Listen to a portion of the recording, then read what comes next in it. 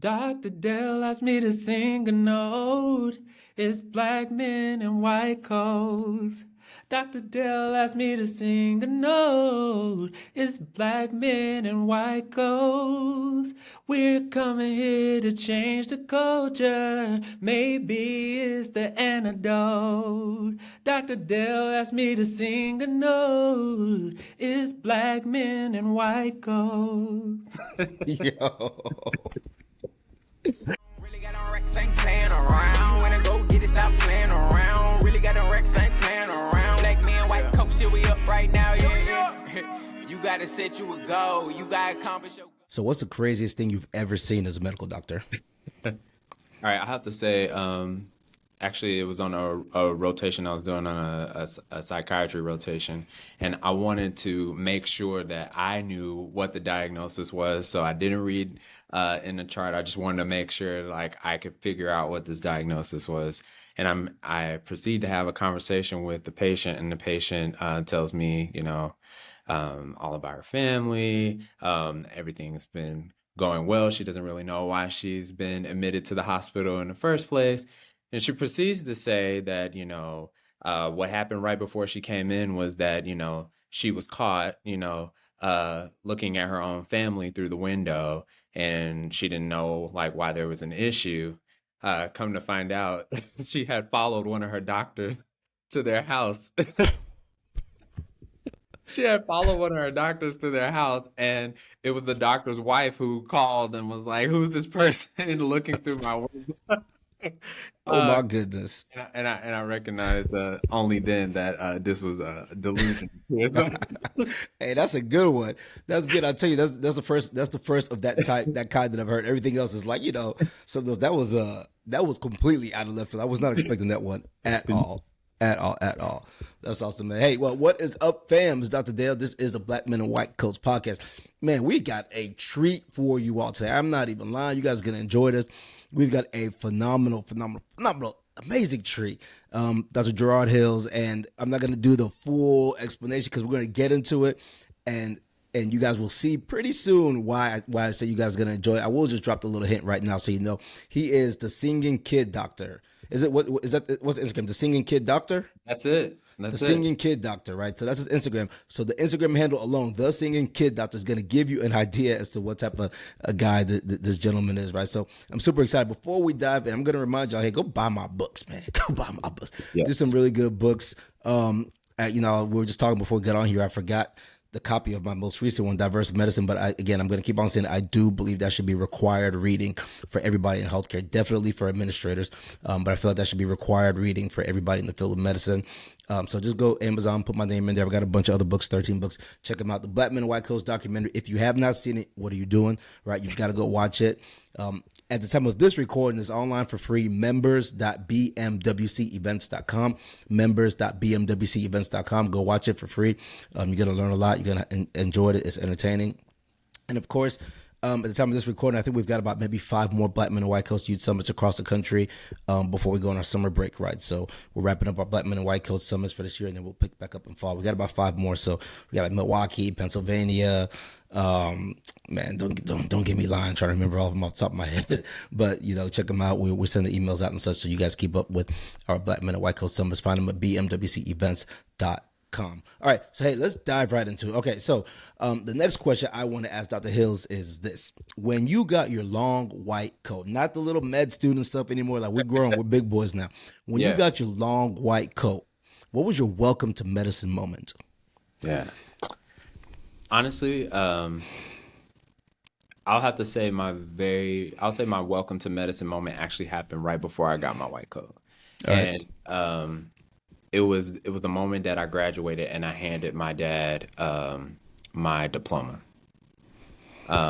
It was such a big deal, it was kind of representing like all the sacrifices that my parents made, to help continue to encourage me, being anti-cultural even in their thinking, as far as like, spending, a lot of money and effort and working hard and multiple jobs in order to support my education. it was kind of that moment for me. It was like, this is my welcome to medicine moment. This is the moment where like I get to put it all on the floor. When I handed my dad my diploma, that was it. I absolutely love that. Let's kind of talk about this topic, right, a little bit before we dive into your story. I was listening to something, I think it was yesterday, and the gentleman I was listening to, he brought up this point that it's all about culture. Like, we use the term culture a lot. When we talk about culture, people talk about like for the culture, but I'm not talking about that. I'm talking about it's all about we should do a whole episode on this one day. It's all about the household culture, because this gentleman brought up this idea that people in the NBA, look at LeBron James' family, right? LeBron James, they have a culture of basketball in their family, right? Like LeBron plays, his sons play now, your kids probably gonna play, right? Their family is a culture of basketball. And what you just suggested to me by talking about your welcome to medicine moment was handing your dad the diploma. That's just suggested that you had an education culture in your household. The same way that LeBron and them, that's what they do. They do basketball. I don't know how far back generations go for you, but if your parents weren't very well educated, certainly moving forward, your generations will be educated. So tell me about that education culture in your household, because you just alluded to it. Yeah, absolutely. So, I grew up in a rural town in Mississippi, Meridian, Mississippi. And my dad is from New Orleans, Louisiana. So, wasn't too far away. We kind of grew up in that deep South, about as South as you can go. Oh yeah.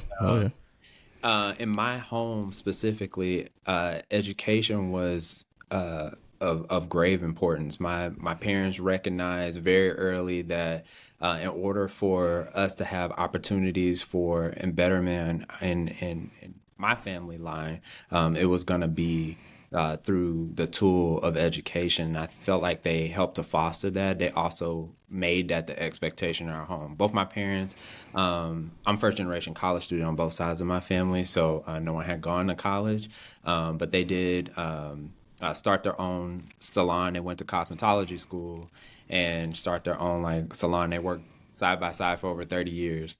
That's awesome. And gave a lot to the community. And I think that kind of seeing them fulfill their social responsibility to the community, doing something they love to do, which was hair, it was kind of like a tool for them really to fulfill their social responsibility. It was like, oh, well, I want to do something similar with what I love, which is science. And I think that my parents just had the expectation that you were going to do well in school, but they made learning fun. It was okay for me to read books, and they didn't put a limit on what I had opportunities to read.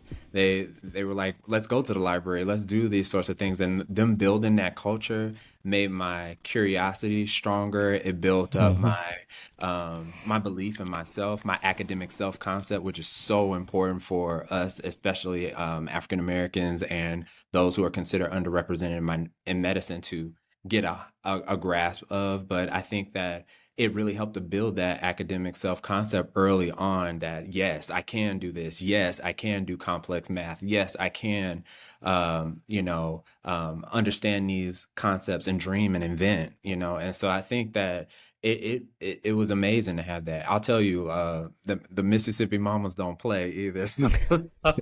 So I'm probably like one of the few docs, at least that I work with, that have at least few male docs too, especially that has like really good handwriting. Because my mom was like, if there's this, and you may experience this being from Texas yourself, but like just this like being from South to Southern mom, it's like when you go out of this house, you represent us.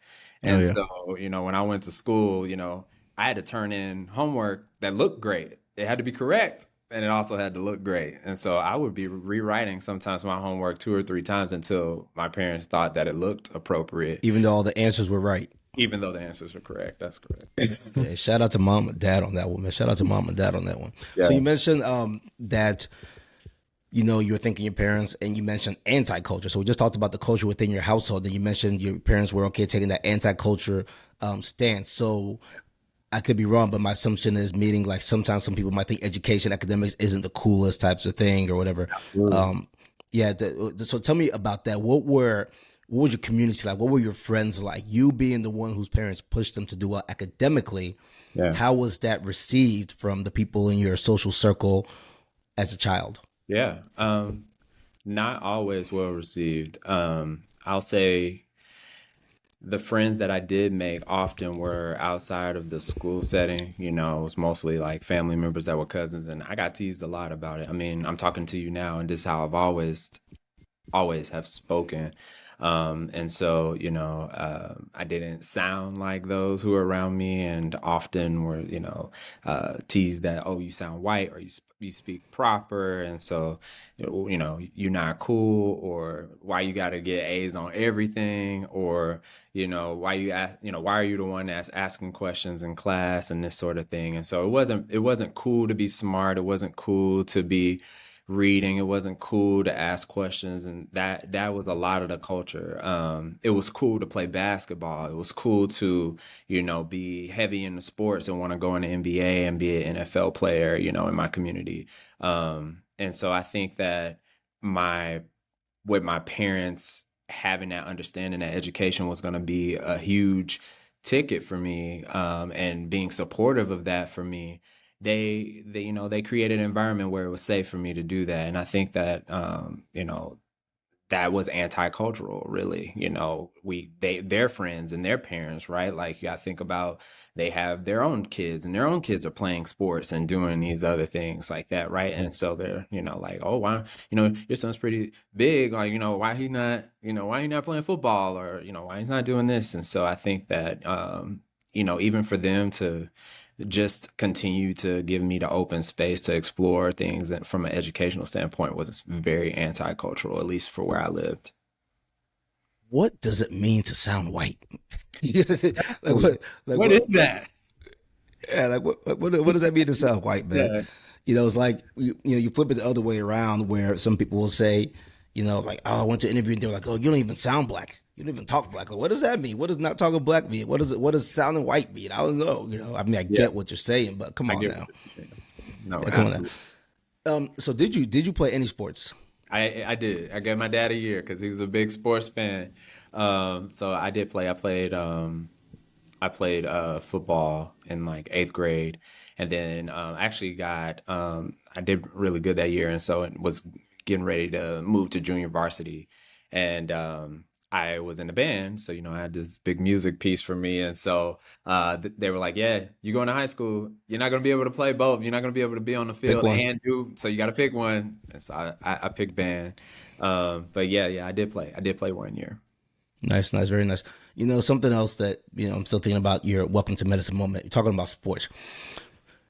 So many people have this thing, like, you see it in the NBA drafts or whatever. They get drafted, they're crying, they're bawling, they're so happy because they know all the work that they put in to get there. Do you think it's a similar thing for medicine? Some people who have had that dream, they get there, like getting that long white coat. Is that equivalence to the NBA draft? Absolutely, absolutely. For me, it was. For me, it was. I'm carrying a legacy of individuals who had hard work, and just one generation up. My dad's father, who had to leave school at like 13, 14 years old and start working to support his family, who had dreamed of being a doctor himself, and now, 2 generations later, being able to live out that dream, being, from, my ancestors who experienced slavery, and living in Deep South. And I come from the folks that didn't leave. They Oh did yeah. not migrate north. They did not migrate west, but they actually stayed and tried to figure out what life now looks like, and through, oppression and all these other aspects of living, just trying to create their own American dream. And so I think that it was extremely powerful. I definitely felt the weight of it. Getting that white coat was like, wow, this is it. All the hard work, all the papers, all the nights staying up, all the sacrifices, the working and overtime and things like that. Absolutely, Oh, absolutely. I love it. I think about getting the white coat, like maybe the white coat ceremony, the short coat. That's like the NBA draft, and then once you get the long coat, that's like, hey, you got your extension, you got your extension. Now you're looking for the max deal at the next signing, Ex- So, so um, shout out to all people who do sports too. That's awesome. But I mean, I think you gotta Absolutely. you gotta be able to. My family, we do sports and academics, right? But so I think the whole idea is, the amounts that culture of athleticism that is so you know so strong in the black community, we need to get that culture of in-house academics to be just as strong. You know, some famous say, "Hey, sports is what we do." You know, people brag about that sports is what we do, but hey, you know what? Well, academics is what we do too. You know, That's and right. kind of make that thing. Let me ask you this, just random throw-out question, real quick answer, hot one here. First thing that comes to mind when you hear black men in white coats. Wow. Um, Innovation. Expand. Expand. I think when I first came across um, both the documentary and some of the work that's being done by the organization, I was like, this is exactly what we're all thinking. You know, there's not a lot of us, specifically black males in medicine, and so when I when I heard it, it was like something for me to latch onto. It's like somebody else is thinking what I'm thinking, someone else is experiencing what I'm experiencing.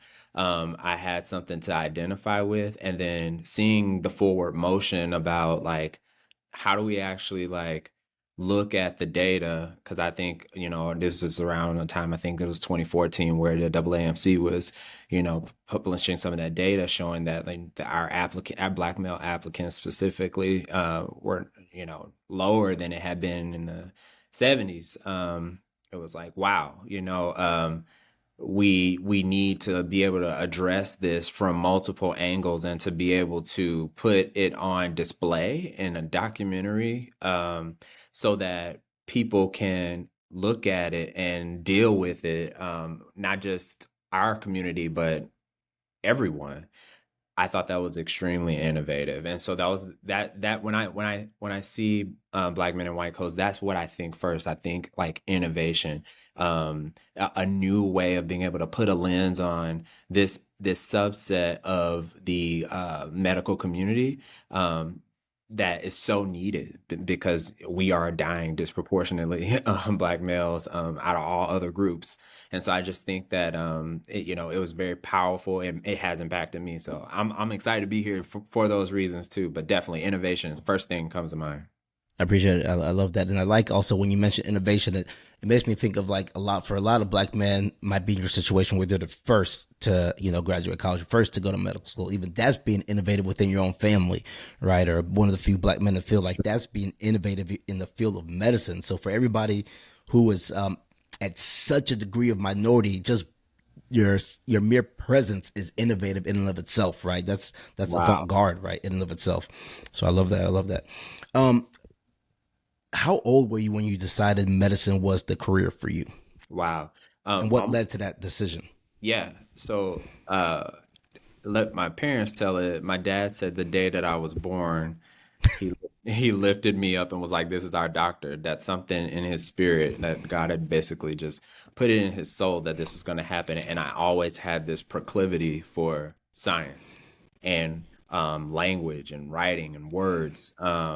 And from a very early age, like I think I was probably in second grade and I knew like all 206 of the bones. Like I was like really, yeah, I was like so like, you know, in depth in it. And so I knew pretty early on that that was something I want to do. I think that what made it more of a struggle was that music was there as well. And you know, I I see, you know, my some of my favorite artists, you know, and I'm like, oh man, I want to do that too, and never could figure out where the balance of that, like, you know, came into play. But from very early on, really honestly, as long as I can remember, becoming a medical doctor was always what I wanted to do. Music. Can we get a verse from Broken Wounds? Oh, snap. All right, sure. Yeah. When you're all alone in your room at night and you wanna cry, I'll be right there when your thoughts aloud says your worth is gone and you wanna die. I'll be right there and you know that I don't know how much you're going through, but I'm standing right here with you, and you know that I don't know how much you're going through, but I'm standing right here, 'cause broken wounds heal with time. So don't let the darkness stay in your mind. 'Cause broken wounds heal with time.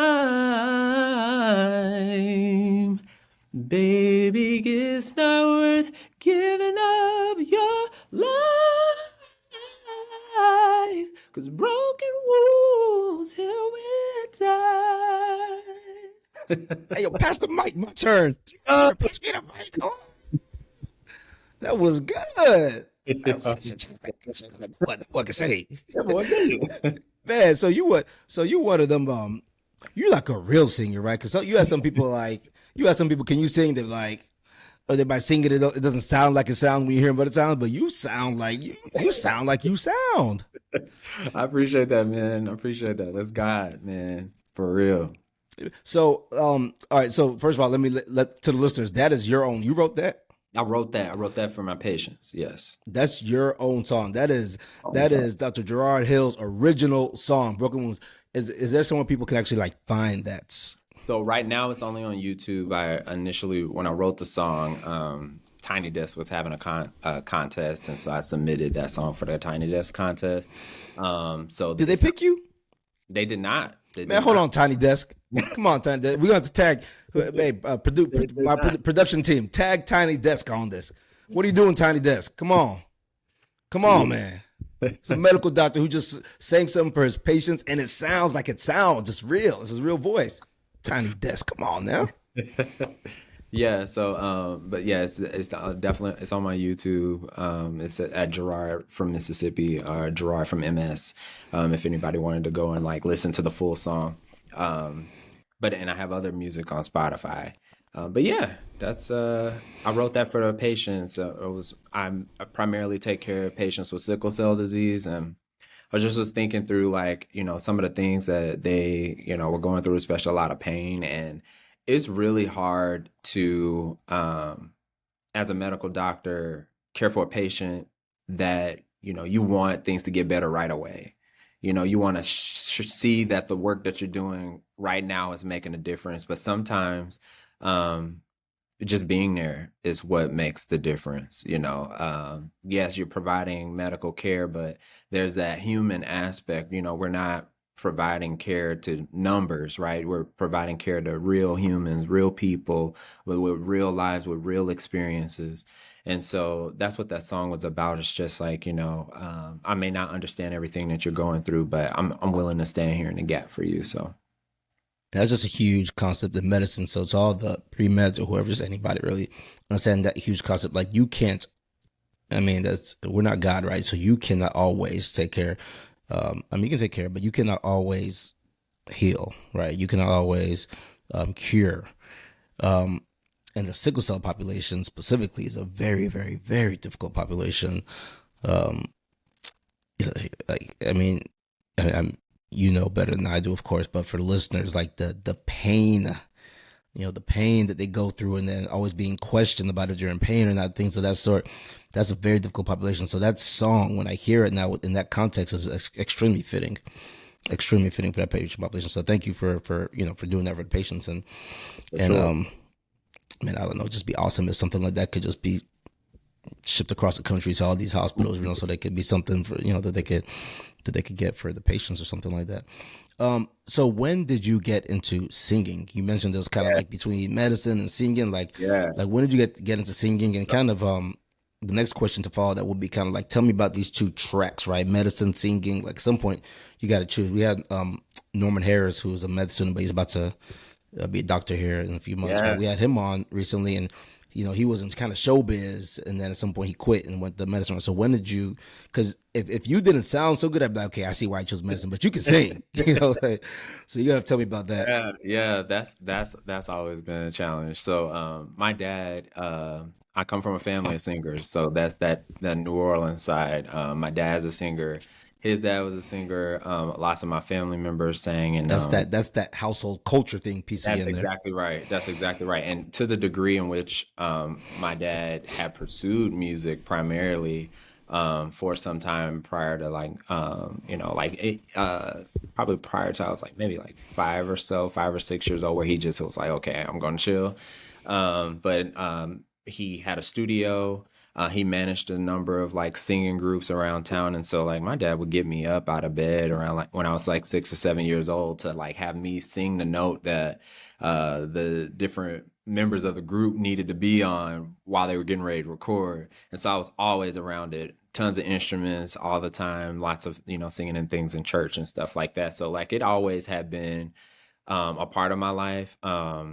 That I think I used it as a tool to express my creativity, express my feelings as well. Like, that rejection again from that community and not having a bunch of friends as well. I think that like it was a safe space for me to be able to explore and figure out who I am. So I started writing music pretty early on, like maybe around like I was writing some poetry, but then really started getting heavy into writing music around like 12 or 13. And I sang all the time, was like writing my own songs. I started playing other instruments. I played saxophone in band. My dad taught me to play piano, and then I picked up guitar like in high school. Wow. And yeah, so I was just writing music. And then I got to college. I played in the band at Grambling State University. I also was in the choir. Is And it really like drumline over there? Is that what it oh, feels like for you? so actually, fun fact. Uh, the movie Drumline was actually based on like the band practices. They actually came and got consulted from Grambling State University Tiger Marching Band. And so what you saw, if you multiply that like times five, that was what real HBCU band life is like. And What did they do yeah, that consultation while you were there? Was that during no, your time no, it period? was prior to. It was prior to. Prior to. Yeah, but it was a cool cool experience. I learned a lot. I definitely had to figure out some time management stuff, but yeah, I was totally I was totally into it. I got chances to sing background for Latoya Luckett while I was there at Grambling. I Oh wow. sang background That's for Latoya's from Destiny's Child originally, right? yes, Yeah, yes. okay, yeah. That's Yeah. exactly right. Okay. I sang background for Keisha Cole while I was there, and then they had this competition in college called the GSU Idol, which is likening to American Idol, and the winner of that got to open up for Springfest. So I sang, I won that competition. That's actually how I met my wife, Oh nice.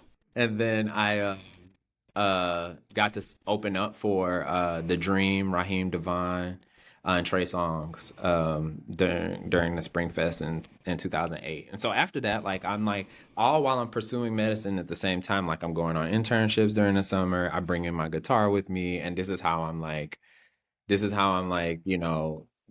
decompressing from the day of doing research or, studying for MCAT and these sorts of things, right? And I didn't get into med school initially when I applied. Wait, And before we get that, 'cause I want to dive into that. sure, Um, yeah, yeah. but this whole time, so I mean, you're having opportunities that people would love to have. So when you're having these opportunities, are you really trying to pursue music as a career, or are you like, I'm just doing this, but I know I'm going to medicine?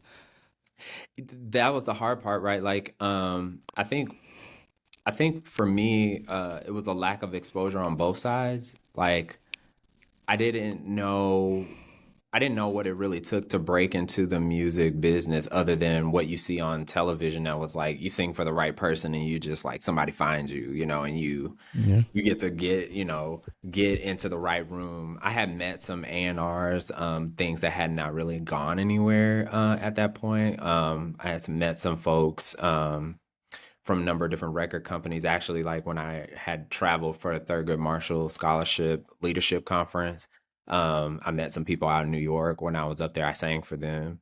Um, but nothing ever really like came of it. Like the A&R wasn't like, hey, I'm gonna bring you to Arista or bring you here. Um, and so I felt like that was a lack of exposure piece there. I wasn't really sure. And then like I wouldn't say I had like family support in that. They probably would have supported me if I said, yeah, I want to go all in on this, but I knew the primary goal and dream was like to become a doctor. And that was also an exposure thing. Like I didn't know how to apply to medical school, or, we were all figuring out the college situation for the first time together. And so I think it was kind of I love how you said together. I love that, right? So parents together. It's a team effort. I love it. absolutely, absolutely. And so I think we were, and I'm trying to figure that out as well. When I, yeah, I think if I would have spent more time on it, would have become a huge distraction from my medical track. If I would have pursued it like full on, if that made sense. Yeah, so it sounds like it was like, hey, if it happens, it happens. But medicine's where your heart had been. Like medicine's where your heart was. Is what it sounds like. Yeah, I feel it almost feels hard to say that because like how much I love music and how much I Mhm. was making it, spending time doing it. I think that, and not to get like super deep, but I felt like it was what God wanted me to do. Yeah, Um, that's important.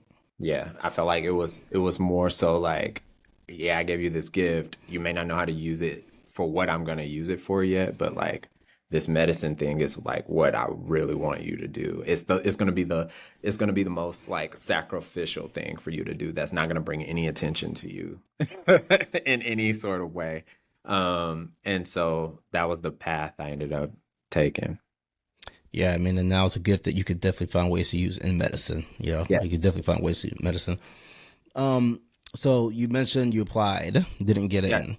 Yes. What happened? What would you say was the primary reason you did not get Yeah, in? again, it was this is exposure, right? So, I didn't know much about the application process. We didn't have pre-med where I was, and so I didn't have like a direct advisor. So most of what I was learning was for any internship I had or any conference that I went to, if there was a doc that I found in the community, I could like hold on to and ask questions. Like that was the way that I was like Mm, learning how to do this.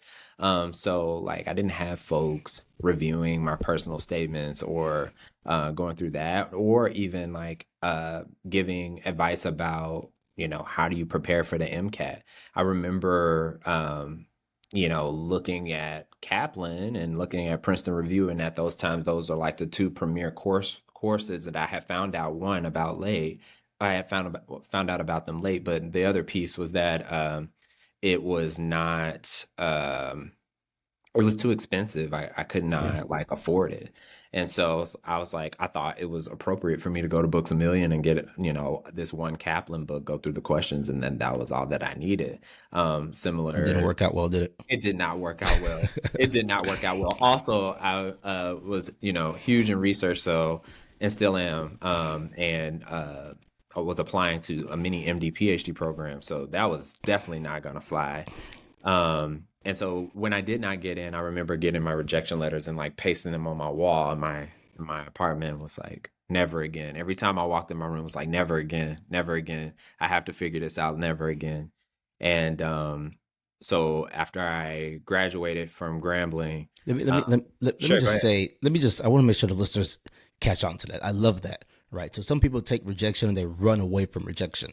You took rejection and you used that to the maximum ability to motivate you. You put it in your face, and that was your driving force. I absolutely love that. Listeners, you guys gotta grab that. You gotta grab that. Don't run from it. It's helping you grow. Yeah, absolutely. And I think again, that's a part of that education slash like growth mindset culture that my parents like put in our household, is that like it's not that I can't do it. It's like I just haven't figured out the steps to do it. Mhm. It's not a reflection of my academic self concept. There's nothing wrong with me. It's I just need to figure out the steps and execute it. And so that was the mindset that I had. I just need to, if I'm in know the information, I could do it. And so um uh to kind of speed it through, I ended up graduating from Grambling and got a research opportunity at the Dana-Farber Cancer Institute and at Harvard Medical School for it was like a 2-year experience, and Nice. um, that research program helped to pay for a Princeton Review course. And I was like, "Oh, this is great!" And so I finally got the access to the things that, and it was interesting because other students who were in class with me, like their parents had got them a condo for the summer to study for this exam, or they only had like 12 hours that semester and was studying for this exam. I was just like really blown away because here I am, a double major, and I had like 21 hours every semester, 22 hours a semester in order to finish in 4 years with both degrees. And so I was just like, yeah, would have been great for an advisor to be like, don't do that. Yeah, you needed an advisor. And that's what kills me, man. People talk about, and I've been getting into this a lot lately, and people will post comments on some of our videos and talk about, when we talk about, hey, the best MCAT doesn't necessarily mean you're the best doctor. Like, you're the perfect example. People don't understand this issue. Use the right word, access. Not everybody has access to the resources you need to score well on those tests. Just because you score well on the MCAT does not mean you're this brilliant person or whatever. It means you had, some of it is intellect, no question about it, right? Absolutely, right. absolutely. But when people say, "Oh, I want the smartest doctor, so I want the guys with the high score," well, those people with the high scores more than likely had better access to the prep materials than the people with the low scores. Not always, but usually. To your exact point, you said, "Hey, you struggled with it, didn't go well," then you got access to the materials, and then I assume things are going to get better. Absolutely. They absolutely got better, and the doors open open wide for me to select, different medical schools. And boy, it was an amazing feeling to finally see those acceptance letters coming in. And I ended up, deciding to come here to Indiana University School of Medicine for medical school, and I kind of stayed in that environment for a really long time. And so I did pediatric residency here, and finishing up dual fellowship in pediatric hemonc and clinical informatics. I'm one of two in the U.S. where to do these programs simultaneously. Oh wow! And first African American to graduate from both of these programs here in 2 months. So that's exciting. Yeah. Man, I think, man, I'm not worried about glasses, so I can't see, but I know I got a round of applause button on here somewhere, man. I don't know where it's at, but hold on. I think let me try. I don't know if it's working or not, but I don't know. Out here, but it's all good. I'm gonna give it to you here. There we go. Round of applause. Round of applause. Exactly. There Yeah. we go. All right, kudos to that, man. Kudos. That's big. A few more things. Let me give you another quick hitter question right here. Yeah. Quick hitter question. Top 3 female R&B singers of all time. Oh snap! Wow. Whitney Houston. What, and you in ranking for me, or is that just That wasn't in any order, but you can give them to me, then give me the order after. Dang, that's hard. Yeah, Whitney Houston, I'm gonna put up there. She's so great. I'm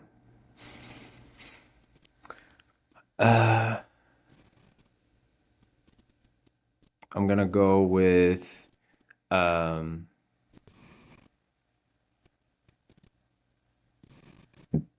Jasmine Sullivan.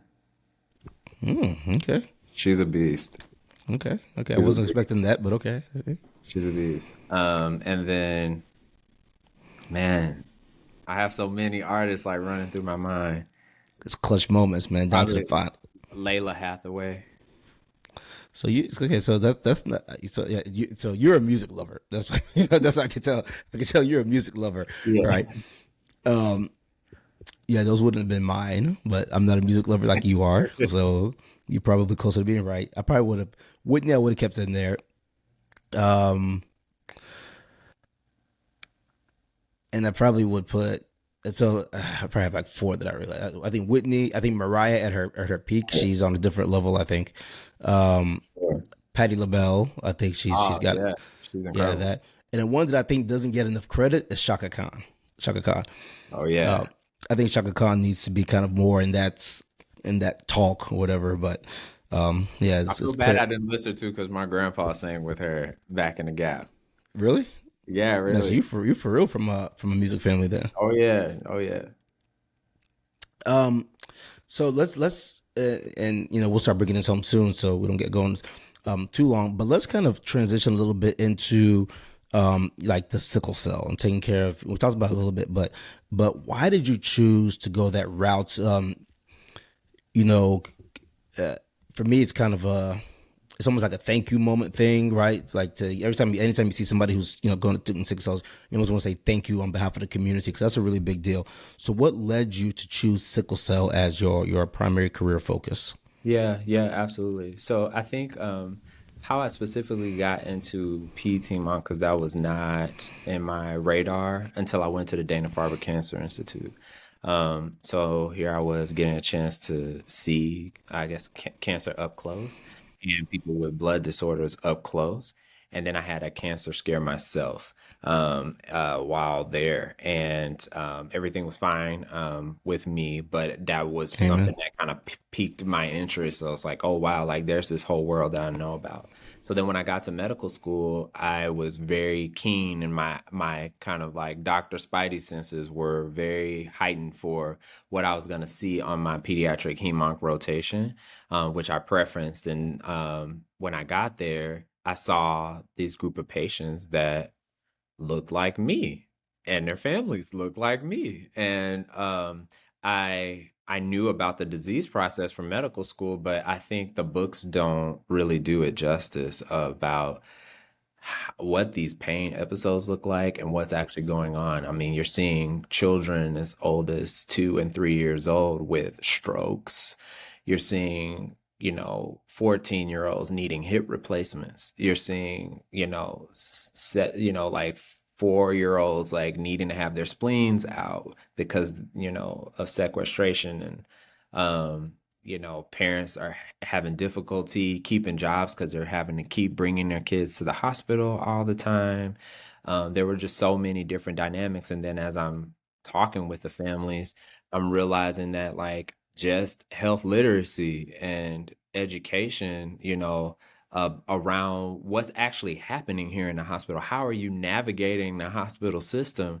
I mean, I realized that there was just so much work to be done. And as a researcher, I'm immediately thinking of questions of like, how can I help? How can I, begin to like put a nail in some of the large questions that we have about who's at risk for high risk disease, and who's going to have early death as related to their sickle cell disease. And so that was really what kind of started driving the passion, and what kind of sealed the deal for me was I was speaking with a patient who I'm very fond of. He was 14 at the time, and he was like, Dr. Hills, I don't wish cancer on anybody. And he was like, and I know they have a lot going on with them, but we're in pain too. We're in pain too.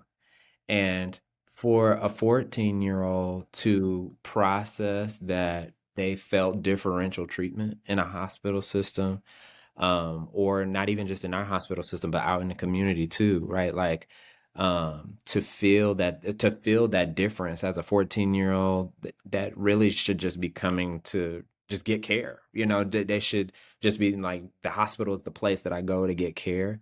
That really impacted me deeply, and I decided to, especially after much prayer, talking with family and my mentors, to just lean all in and to devote my life to helping to improve the lives of patients suffering with sickle cell.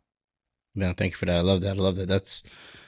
That is profound, man. For a 14-year-old to be able to put that together, and I mean, this podcast episode is not the platform, obviously, but the disparities you see in sickle cell for a variety of reasons are very unfortunate. I'm curious, if you could snap your fingers or ask God to fix one thing in healthcare, what would that be? Whew, man.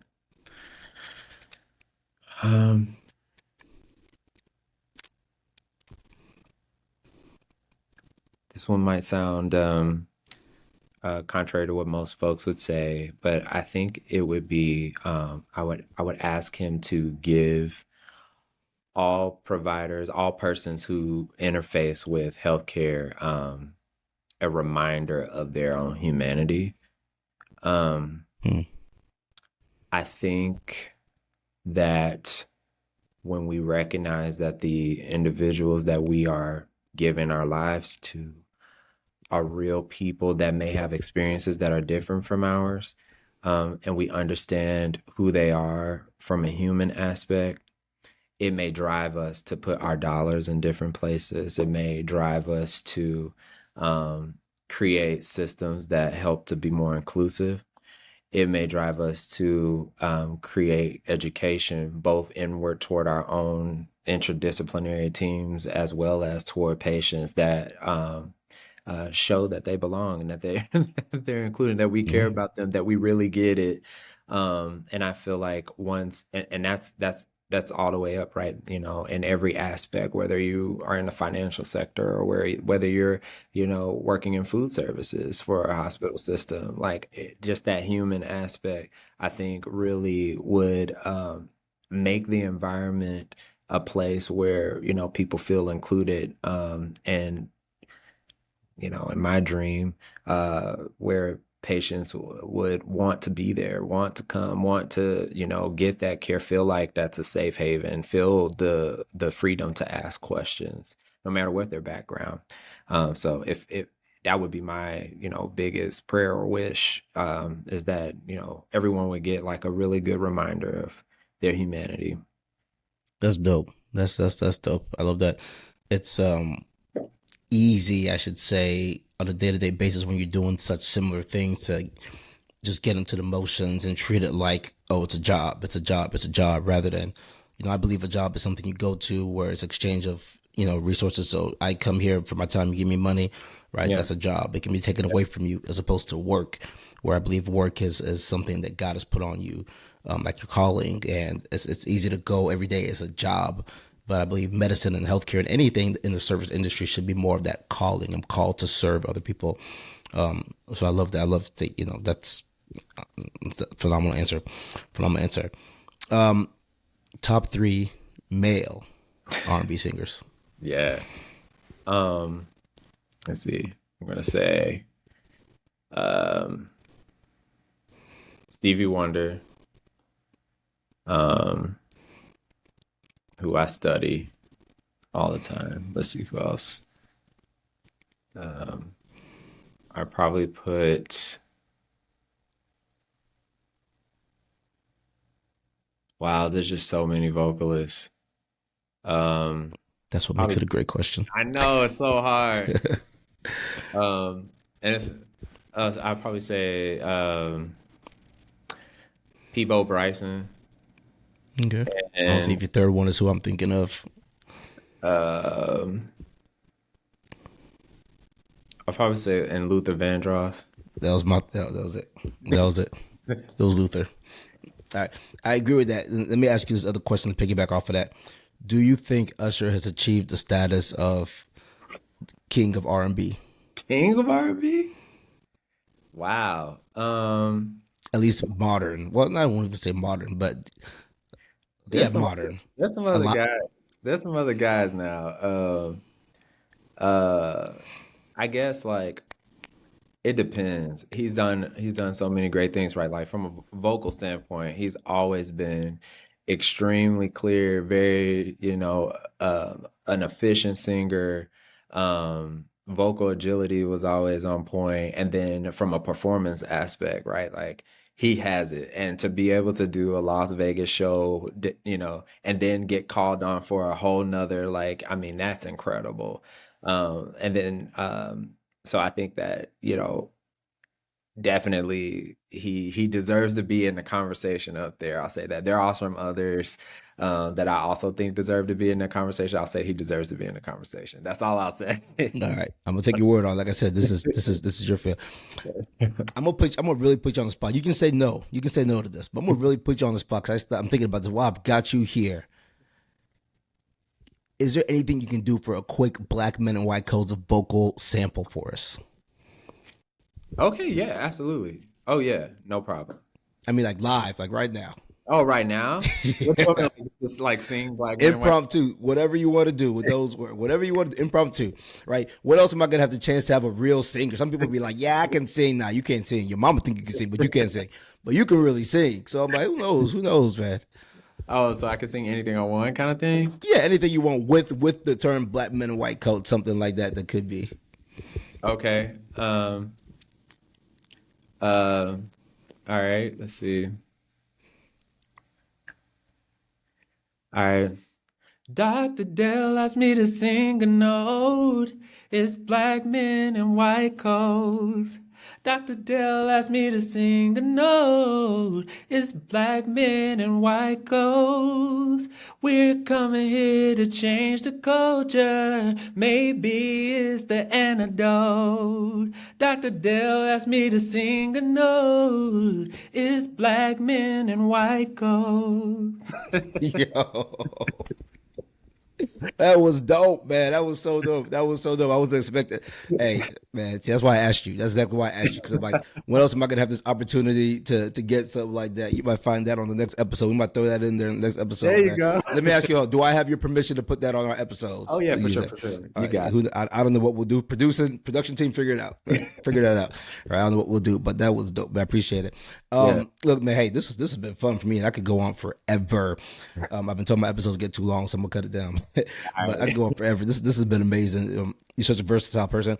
And I had a list of questions I didn't even get. I have my iPad over here. I got a list of questions. I didn't even get to a lot of them just because you're just so talented that whatever. I'm gonna take advantage of the talent when the talent's here. I would like to end. Well, two things. First of all, any handles or anything you wanna put out there for people to find you, or any resource, anything. Yeah, absolutely. If you want, you can find me on Instagram at Singing Kid Doctor. You can also find me on Twitter at Gerard D Hills. That's again Gerard D Hills on Twitter, and then I'm on LinkedIn if you connect that way as well. Excellent. So y'all make sure y'all go check him out. And I was on your Instagram page earlier on, and listen to the stuff, and the one in the room with the guitar and stuff like that. You have I mean, what you're doing is it's a ministry, right? Yeah. It's a ministry for the kids. That's the way I see it. And thank you for all the stuff you do. It's amazing. Now let's bring this to a close. I'm going to give you the mic to say, my name is Dr. Gerard Hills, and I am a black man in a white coat. All right. My name is Dr. Gerard Hills, and I'm a black man in a white coat. Really got them Rex, ain't playing around. When I go get it, stop playing around. Really got them Rex, ain't playing around. Black men, white coat, shit, we up right now, yeah. You gotta set you a goal. You gotta accomplish your